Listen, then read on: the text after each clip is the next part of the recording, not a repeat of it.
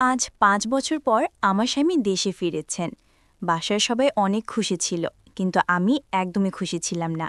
কেন খুশি ছিলাম না সেটা একটু পরেই বলতেছি। হঠাৎ করে আমার স্বামী আমার দিকে তাকিয়ে বলে, কি ব্যাপার, তোমার কি মন খারাপ নাকি অন্য কিছু হয়েছে? আমাকে বলো। আমি তখন বললাম, আমার কোনো সমস্যা না, তুমি রেস্ট নাও, আমি একটু পরে আসতেছি। তো তার জন্য যখন আমি পানি নিয়ে যাচ্ছিলাম, আমার পায়ে একটু আঘাত ছিল, আমি তখন একটু ঘুরিয়ে ঘুরিয়ে হাঁটতেছিলাম, সেটা আমার হাজব্যান্ডের চোখে পড়ে। আমার স্বামী আমাকে সাথে সাথে ডেকে বলে, কি ব্যাপার, কি হয়েছে পায়ে? তা আমি তখন বললাম, তেমন কিছুই না, একটু ব্যথা পেয়েছিলাম। তখন আমার স্বামী বলে, আচ্ছা আমি অনেক ক্লান্ত, আমি একটু ঘুমিয়ে নিই, ঘুমানোর পর আমরা বিকালে দুইজন মিলে একসাথে ঘুরতে যাব।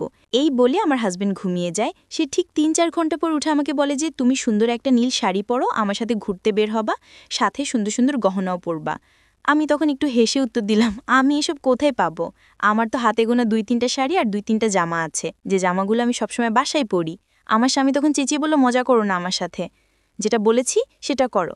আমিও তাকে জবাব দিলাম, কেন মজা করতে যাব তোমার সাথে? যা সত্যি তাই বলেছি, আমার এর থেকে বেশি আর কিছুই নাই। তখন আমার স্বামী বলে ওঠে, আমি তো তোমাকে ৫-৬ মাস পর পর তোমার পছন্দ শাড়ি কেনার জন্য মায়ের কাছে টাকা পাঠাই, প্রতি মাসে তোমাকে ২,০০০ টাকা করে দিয়ে এক্সট্রা ভাবে। এছাড়াও এই তো গত ২ মাস আগে তোমার জন্য ১,০০,০০০ টাকা পাঠিয়েছিলাম তোমার স্বর্ণের গয়না বানানোর জন্য। এসব কোথায় গেল? আমি একটু বিরক্ত হয়েই বললাম যে, আমার এসব কিছুই নাই, আমি যেতে পারবো না। তখন আমার স্বামী বলে, ফোন দিলে তো ঠিকই বলতা যে তোমার সব কিছুই আছে, এসব এখন কোথায় গেল? এত সময় স্বামীর সাথে একটু গরম গলায় কথা বললেও শেষমেশ আমি আমার কান্নাটা ধরে রাখতে পারিনি। তখন আমি আমার স্বামীকে বললাম, তোমার মা এসব আমাকে কিছুই দেয়নি, পাশের রুমে তোমার মা আছে, চাইলে তুমি তোমার মাকে এনে সামনে জিজ্ঞাসা করতে পারো। এই কথা শোনার পর আমার স্বামী তার মাকে একটা ডাক দিল। মুহূর্তেই আমার শাশুড়ি আমাদের রুমে এসে হাজির হলো। এসেই আমার শাশুড়ি জোর গলায় বলা শুরু করলো, কি হয়েছে বাবা, তুই না ঘুমছিলি? বউ কি তোর সাথে কোনো ঝামেলা করতেছে? আমাকে বল। আমার স্বামী উল্টে আবার তার মাকে জিজ্ঞাসা করলো যে, আমার বইয়ের শাড়ি কই, ওর স্বর্ণের জিনিস কই, ওকে যে এত জিনিস দিলাম এগুলো কোথায় গিয়েছে, ওর কোনো জামা কাপড় নাই কেন? আজকে আমি এতদিন পর বাসায় এসেছি, তারপরও দেখি ওর গায়ে নোংরা একটা কাপড়। মুহূর্তেই আমার শাশুড়ি চুপ হয়ে গেল, তার মুখ থেকে একটা কোনো কথা বের হচ্ছে না। তখন আমার স্বামী বলে, কি হলো মা, উত্তর দাও। তখন আমি এক প্রকার বলেই উঠলাম, তোমার মার কি উত্তর দিবে? আমি সব বলতেছি, তুমি একটু শোনো।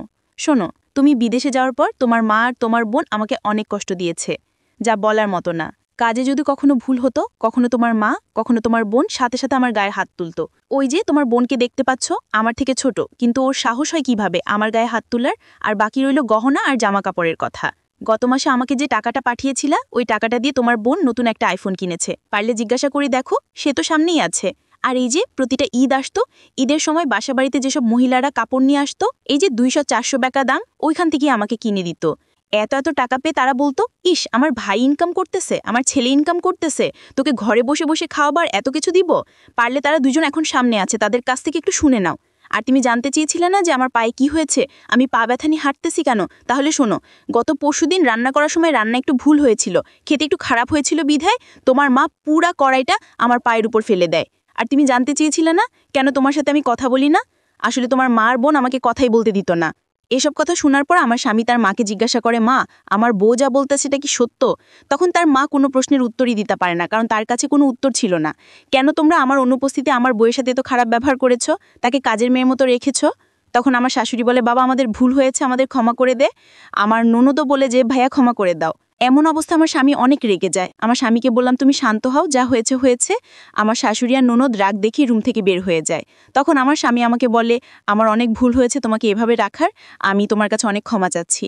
আমি তখন আমার স্বামীকে বললাম, তোমার তো কোনো দোষ নাই, তুমি কেন ক্ষমা চাচ্ছ?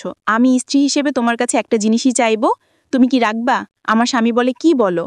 আমি বললাম, তুমি আর কখনো বিদেশে যাবা না, যেটা হয় দেশেই থাকবা। আমার স্বামীও তখন বলল, কথা দিচ্ছি আমি আর কখনো বিদেশে যাব না। আমার স্বামী বলে উঠল, অনেক হয়েছে, এখন চলো মার্কেটে যাব, তোমার কি কি নাই আমাকে বলো, সব কিছুই কিনে দিব, আজকে অনেক ঘোরাফেরা করবো আমরা দুইজন। আসলে যাদের স্বামী বিদেশে থাকে, যারা প্রবাসীর বউ, তাদের তো কষ্টের কোনো শেষ থাকে না। তারপর যদি শ্বশুরবাড়ি এরকম হয় তাহলে তো কথাই নাই। যাই হোক, এটা একটা আপুর লাইফ থেকে নেওয়া।